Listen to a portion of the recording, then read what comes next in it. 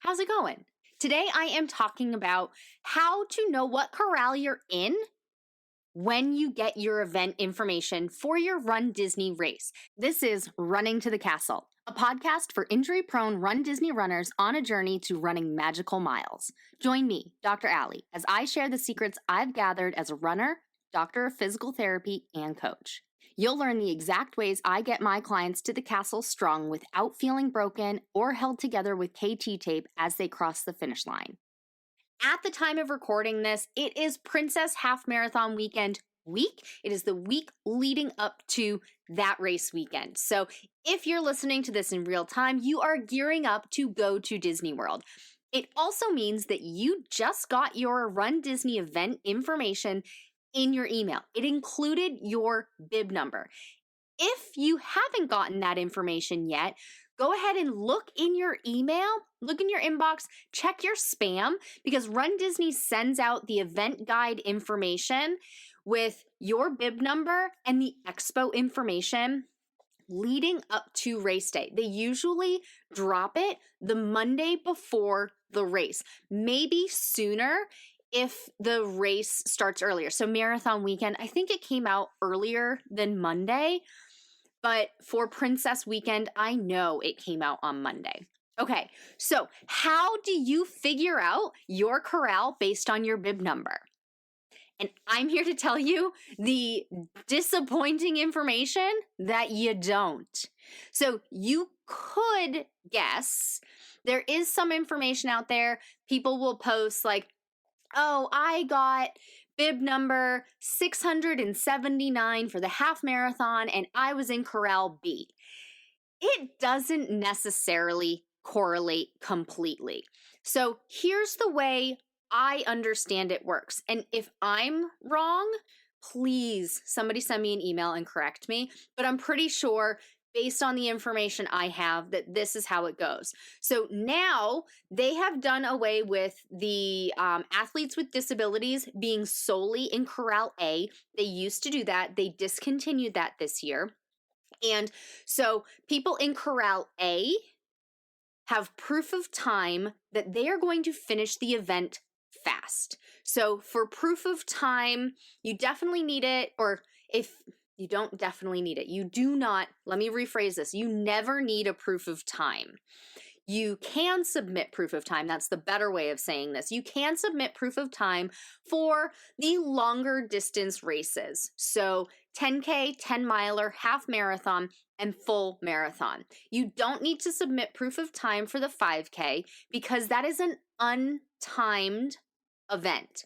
Okay, they aren't likely to sweep you. Yes, of course, if somebody is completely dead stopped in the middle of the race and they want to open the parks, yes, maybe they'll sweep you. But typically for the 5K, they encourage you along. And as long as you're moving and keeping going, they will let you continue for the 5K. So you don't need a proof of time for that. For the other distances, if you submit a proof of time, you can get earlier corral placement. So that's typically Corral A and part of Corral B because there are lots of proofs of time. So it will go based on how fast you think you're going to go. So the people who think that they're really going to be fast are going to get in Corral A. And then once Corral A is all filled up, Corral B will get some of those proof of timers.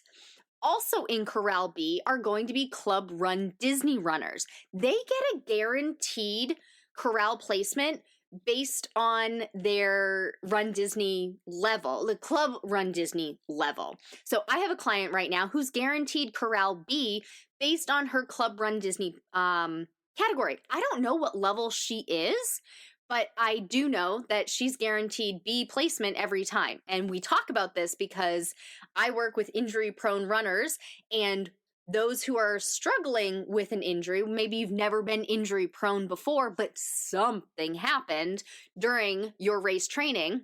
These are the type of people that I work with. So we talk about, well, do you think that you can stay ahead of the balloon ladies? Are you going to stay ahead of that 16 minute per mile based on that last corral? And for this particular person, she said it's fine because I'm definitely in B.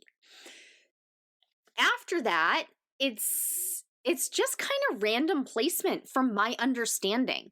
So I think it goes based on bib number past that. So C, D, E, F, the larger the race weekend, the more corrals. But really, you don't know what your corral is going to be until you physically have your bib in hand. And you get that at the expo. Okay, so you won't know what your corral is until you have your bib in hand at the expo. It will say the letter in the top. And if you're doing a challenge, like let's say you're doing marathon weekend, you get 2 bibs if you're doing dopey challenge. So you get a 5 and a 10K bib, I believe, and then a half marathon and a marathon bib. So it will have multiple corrals on there, or it will have the corral based on the bib. That was confusing. So just look in the top corner of your bib and it will say what corral you go to. And they will check that. You can't move forward in corrals, but you can always move backwards. So let's say it's 2 of you running it and you got corral B, awesome, but your friend got corral C. Your friend cannot move up to corral B with you, but you can move from B to C to be with them if you guys want to run together. Okay, so disappointing news that you don't know what corral you're in until you physically have your bib in hand. You can go through all of the information and start guessing, but honestly, that sounds really anxiety ridden. A lot of people will say, well, I want to know my corral to ease my anxiety, but you can't control it. Like once you have your bib, if you are nervous that you're in corral D and there only goes to corral E, get to your corral early. Corrals open at a certain time. Get to your corral as soon as it opens and be at that front of that corral, okay? But really you can't really predict what corral you're in based on your bib number, because people will give their bib number and what corral they were in for wine and dine, but Princess may be different. They may have changed things a little bit. That weekend may be bigger. Maybe they have more runners, or maybe it's smaller. I don't know the exact numbers. So it's you can get kind of a guess, but you don't know for sure. Okay, so wait until you get your actual bib in hand. Don't worry about it. If you're thinking, oh, I need to do something, I need to have control over something, have control in your mind that you're going to get to your corral early. No matter what your corral is, you're just going to get there early to make sure you have ample time. That's the key, because once you have your corral, that's it. You can't move up.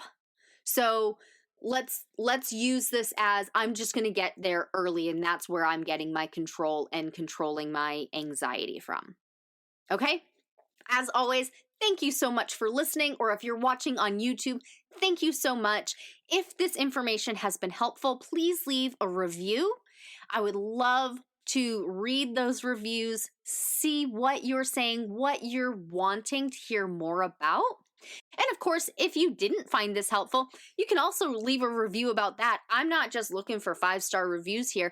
I want to make sure that this information is helpful for you. So please let me know, and you can do that by leaving a review. That tells the podcast platforms how you felt about it, and if you've liked it, it can push it out to more people who will also enjoy it.